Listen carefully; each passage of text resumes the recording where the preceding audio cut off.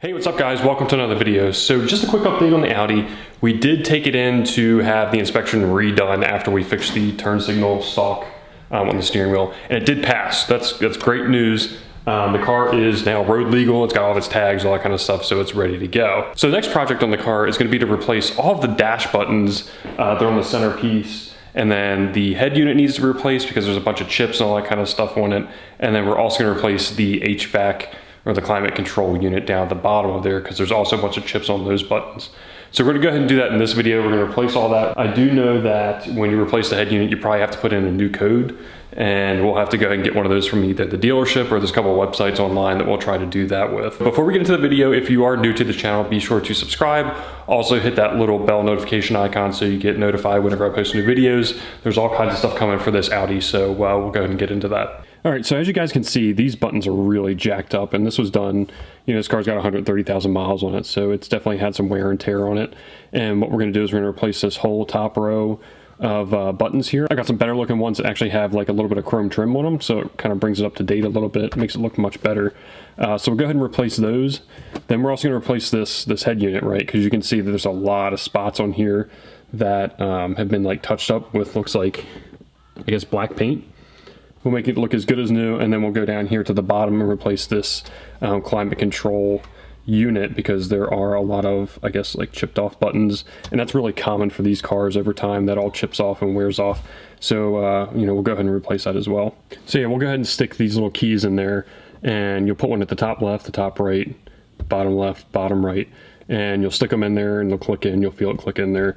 And the way to get them out is if you kind of grab the lower left-hand corner with your finger, and then the top right-hand corner, you kind of do it diagonally, and then you'll pull that out and then switch so that you get the top left and then the bottom right, and then tug on that a little bit, and eventually you'll start to see that that whole unit slides out. So yeah, now that we got that done, we'll go ahead and unclip all of these little harnesses back here. So then we'll go ahead and take this old unit out, put the new unit back in, and kind of hook up the connectors in reverse order that we just did.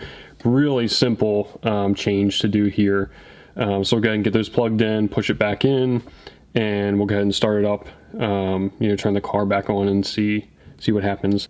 All right, so we turn the car on, and basically you'll see that it's going to ask you for a PIN code, and we'll actually have to go and get that either from the dealership, or there are some websites that actually do that.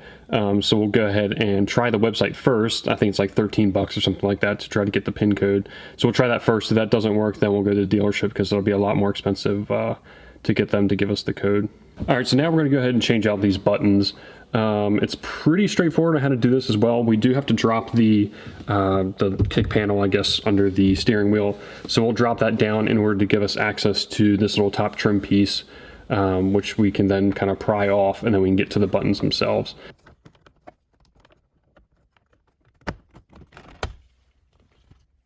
All right, so we did have to pull the radio out a little bit to give clearance on the bottom side of the buttons to be able to pull them out. So far we've removed the, there's like a dummy button over here, and then the coin trace. So we pulled that out. The emergency, this one we pulled out, and then we'll go ahead and get these out. There's basically two clips. We'll hit one up here, hit one over here, and then this whole unit should pull out. So we'll go ahead and do that. These freaking Loctite in or something? Jesus.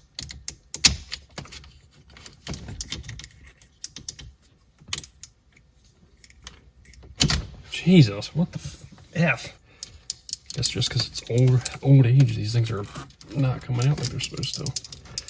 Yeesh. Let's see if we can get this. Oh, hell. That's not what I wanted.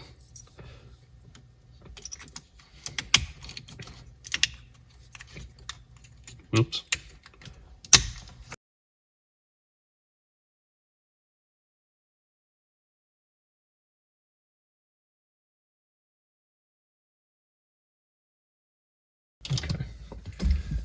Wow, what a pain in the ass that was. So let's go in reverse order of this. So we'll go ahead and plug the ESP.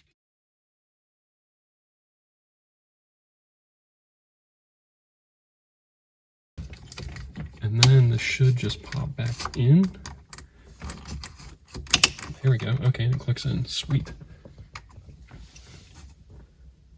I can already tell that the sunshade button is a different shade of black. So it looks more gray, but that's okay. maybe we'll eventually replace that because I have OCD and that'll bother me. All right, so now let's do the hazard light. Oops. Okay, so we know that works. We'll go ahead and push that back in. And then we'll plug in the coin tray.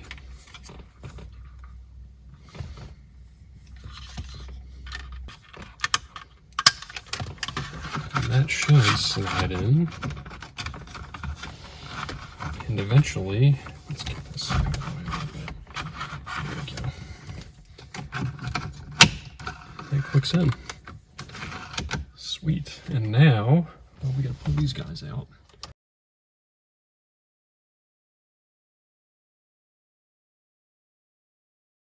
And then we'll go ahead and put this top piece back on.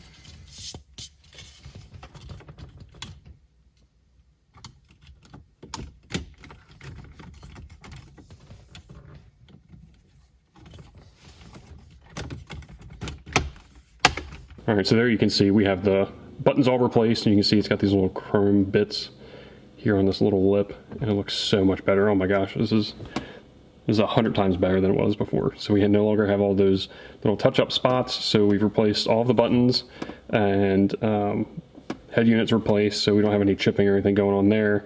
It does look like we have a little bit of cleaning up we'll have to do on the screen itself. It looks like the anti-reflective coating is starting to come off, so we'll go ahead and polish that off at some point.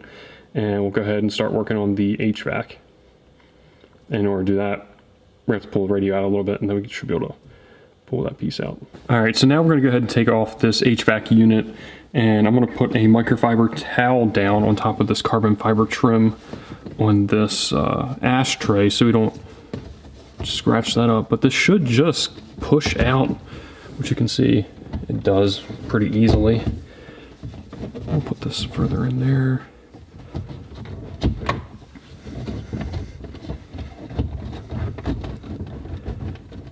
Shimmy it out.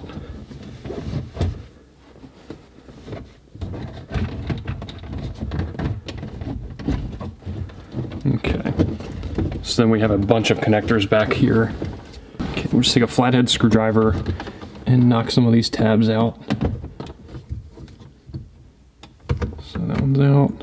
So there's 1, 2, 3, 4, 5 connectors back here. It's actually more than what's in the head unit, which is kind of surprising. Okay, so that one.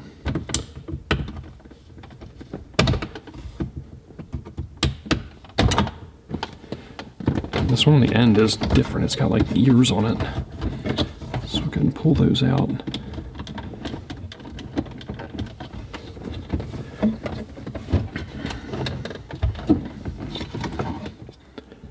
Not a whole bunch of room to work on this back here, because these cables are pretty tight. Alright, so we got that one.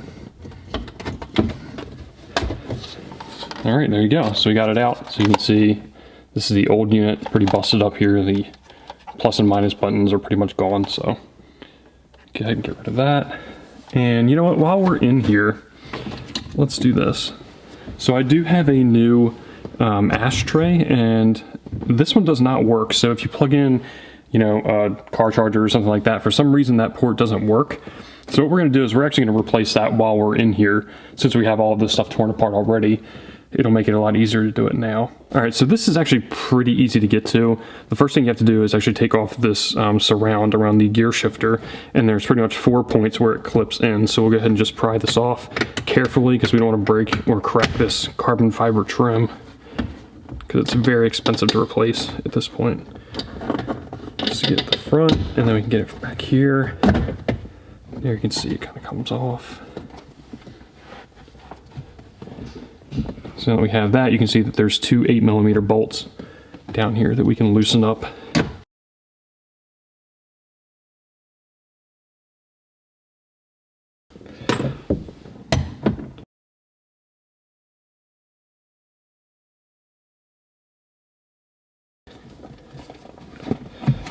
Push this through, there we go.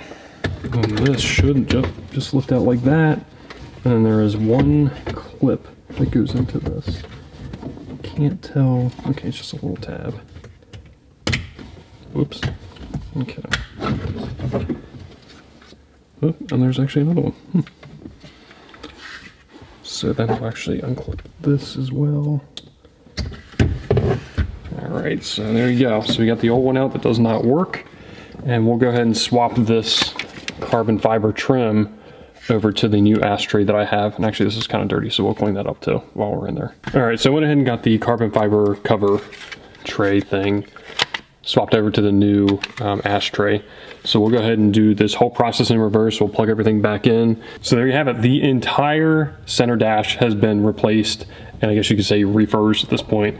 We redid the ashtray because that was broken. It wasn't working when you plug something into it. The HVAC unit has been replaced. Again, there's no chip buttons or anything on there. We got the new head unit without any kind of paint or chips on it, and we have all new buttons up here across the top.